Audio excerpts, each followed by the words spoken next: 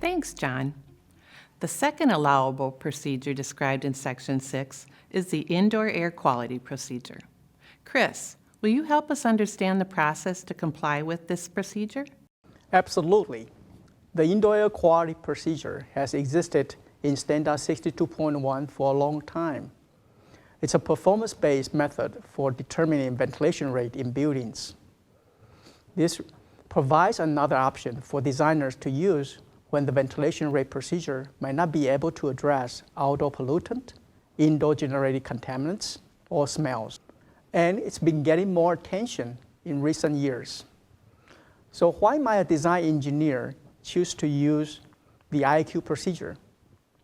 The primary advantage is that it may allow you to reduce the intake airflow for a building, which can reduce equipment capacity costs and energy use. In most cases, when less outdoor air is blown in, less energy is required to condition it. There are several air cleaners in the market that claim cleaned the circulated air in the building, which could result in less outdoor air needed to dilute the indoor contaminants. Or for buildings that are adjacent to an industrial park or heavy traffic routes, bringing in less outdoor air can actually help improve the indoor air quality. And then this procedure might be used if you want to actively control indoor emission through air cleaning devices or by procuring lower emission products that would then not require as much outdoor air for dilution. The drawback of using the IAQP is that it requires the design engineer to assume more risk and apply more judgment and assumptions than when using the prescriptive ventilation rate procedure. With these pros and cons in mind, let's first review the steps required by this procedure and then look at an example. First, the IAQP requires the designer to identify all potential contaminants of concern and mixtures of concern. The latter refers to when two or more contaminants target the same organ systems, so they have an additive effect on the occupant. This step requires the designer to judge which contaminants apply for each specific zone in the building.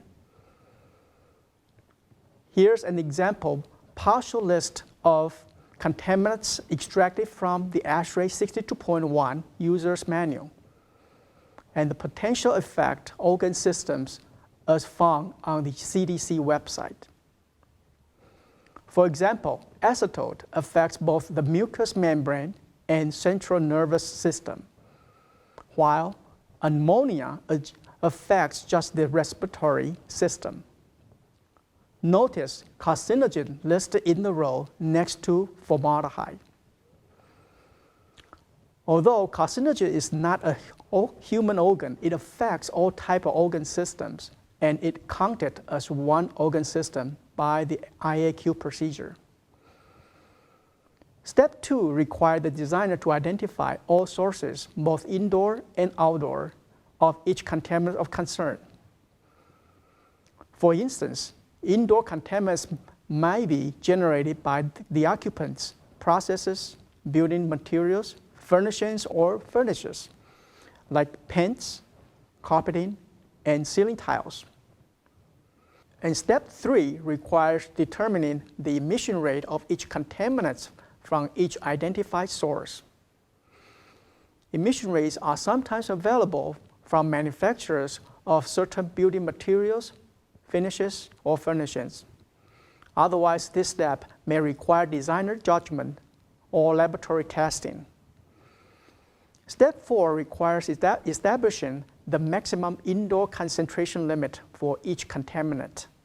This step requires the designer to reference the appropriate cognizant authority, such as National Institute for Occupational Safety and Health, or NIOSH, for example. But not all potential contaminants have industry-accepted safe concentration limits. These first 4 steps in the IAQ procedure are combined in the example table The identified contaminant of concerns are listed in the far left column.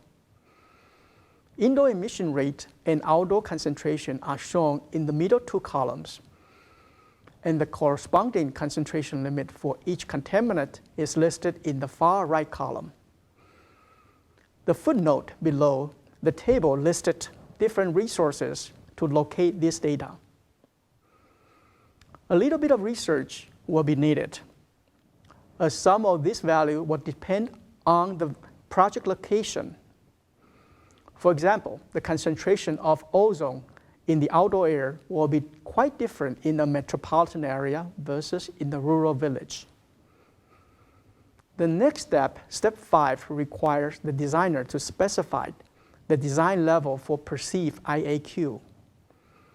For example, a design level of 80% means that 80% of the occupants or visitors express satisfaction with the air quality inside the completed building. With all this background information gathered, step 6 involved using mass balance equation to determine the outdoor airflow rates needed to achieve acceptable concentration levels in the breathing zone for each contaminant and mixture of concerns. This mass balance analysis requires a little bit more explanation. We will walk through an example later. And finally, the last step is to conduct a subjective evaluation after the building has been completed, or to compare the calculated outdoor airflow to a similar zone that has already passed the subjective evaluation. The standard then requires that the zone and the system outdoor airflow must be the larger value that results from either the mass balance analysis or the subjective evaluation. That is, you first use the mass balance equation to calculate the outdoor airflow needed to achieve acceptable concentration level in the breathing zone for each contaminant and mixture. Then, after the building is completed, you perform a subjective evaluation of perceived IAQ in the zone. We remember the design level from step 5. I use 80% as an example. If less than 80% of the occupants and visitors express satisfaction with the IAQ, then you need to raise the outdoor airflow until the 80% design level is achieved. Alternatively, if there is a similar zone that has already passed the subjective evaluation, then you can just use the outdoor airflow that resulted from the evaluation of that similar zone. Finally, compare the outdoor airflow calculated the mass balance analysis to the airflow determined by the subjective evaluation approach, and use the larger number for the outdoor airflows. To further explain the mass balance analysis portion of the IAQ procedure, next we will look at an example. But first, it's important to know that the designer can use either a steady state or dynamic mass balance analysis. This analysis calculates the outdoor airflow required to limit concentration of each contaminant below the specified concentration limit. Prior to 2016 version of the standard, that was all that was required. But in the 2016 version, this procedure was expanded to require consideration of contaminants mixtures. Now, if different contaminants affect the same organ system, the sum of the ratio of each contaminant concentration divided by its concentration limit must be less than 1. If the sum is greater than 1, the outdoor airflow must be adjusted higher until the sum is less than 1. I will demonstrate what this means using an example. This is a new 2,000 square foot auditorium with a peak population of 300 people.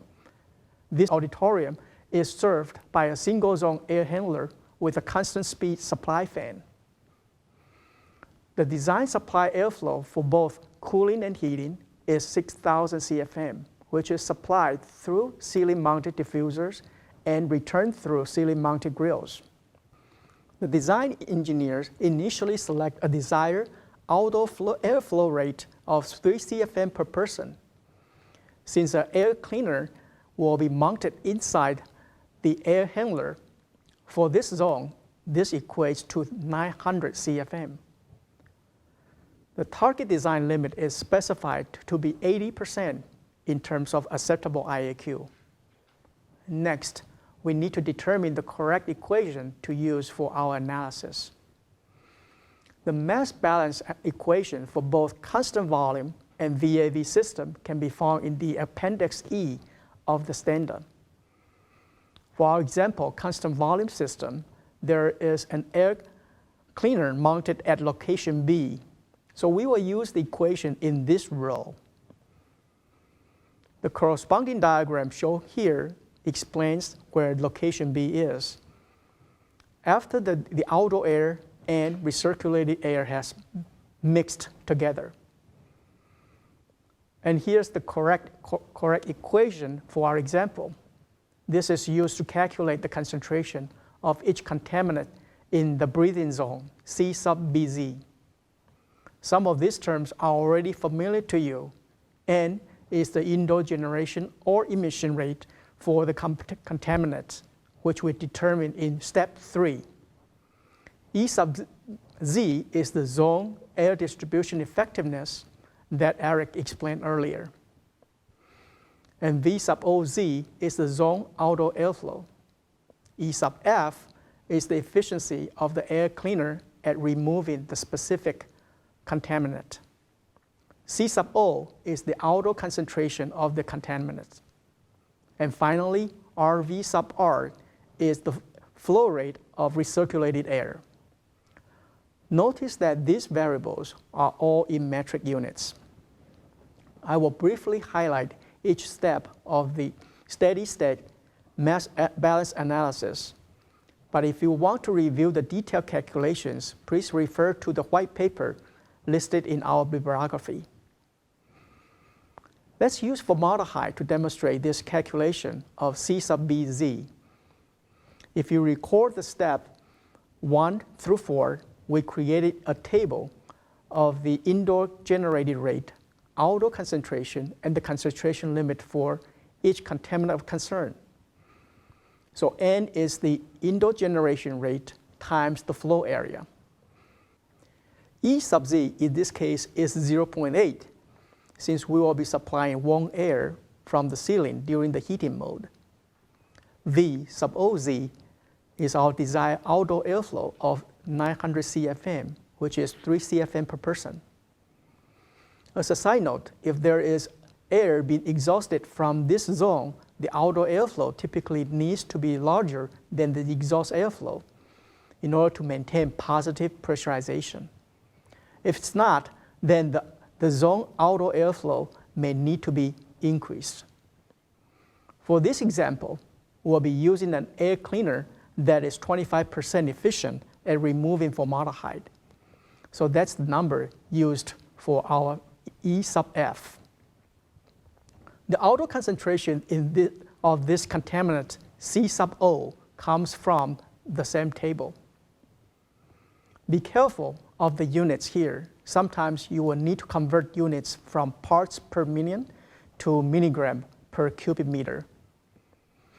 The last variable is the flow rate of recirculated air. In this case, with 6,000 CFM of supply air minus 900 CFM of outdoor air, this equates to 5,100 CFM. So solving the equation, the resulting concentration of formaldehyde in this example auditorium is 0.0061 milligram per cubic meter. Using the same equation, I calculated the breathing zone concentrations for the other contaminants in our example and populated this table. Next, if we divide C sub BZ by the allowable concentration limit, we calculate the percent of limit column. In the case of formaldehyde, the resulting concentration in the zone is 68% of maximum allowable limit.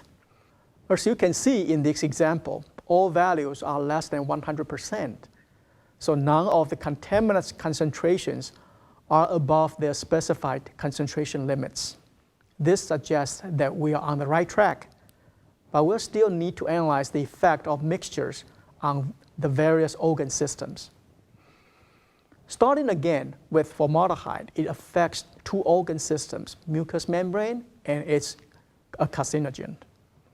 So we copy the value of 68% into both mucous membrane column and the carcinogen column. Again, we do the same for the other contaminants in this example. Then we sum up the value in each column, showing the total impact of the mixtures on the respective organ system. If each of these sum is less than 100%, we are good. However, in this case, acetone, formaldehyde, hydrogen sulfide, and phenol all can cause irritation of mucous membranes. The total impact of this mixture exceeds 100%. Therefore, the design does not satisfy the requirement for a mixture of concern. So what should we do? One option might be to increase outdoor airflow above 3 CFM per person. Or another option might be to select different construction materials, finishes, or furnishings, which will have lower indoor emission rate for these contaminants. Or yet another option might be to select a different air cleaner with a higher efficiency for removing these contaminants. For alternative 1, the outdoor airflow has increased from 900 to 2,025 CFM, which results in better dilution of indoor contaminants, but also bring in more of the outdoor contaminants. You can see that more dilution result in less irritation of the mucous membrane, but the total effect still exceeds 100% threshold for this organ system. For alternative 2, the indoor emission rate of formaldehyde was reduced by selecting different construction materials, finishes, and furnishings.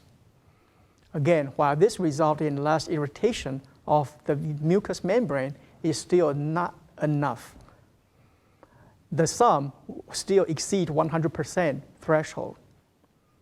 For alternative 3, an air cleaner was selected that is more efficient at removing these contaminants. Note that air cleaner typically have different efficiencies for the different type of contaminants. That is, one might be very efficient at removing a certain contaminant, but not very efficient at removing a different contaminant. For the purpose of simplifying our example, we use a blanket 25% efficiency for every contaminant in the original design and 50% efficiency for this alternative 3. You can see that this is successfully decreased the sum below 100% threshold for all the affected organ systems. So for this example, alternative 3, with high efficiency air cleaner allowed us to meet the requirement of IAQ procedure mass balance analysis. Once the design strategy has been selected and finalized for the project, the compliance document should be prepared. Appendix K in the standard include a very helpful checklist for demonstrating compliance with the IAQ procedure. You can use it to confirm you've got all the required documentation in order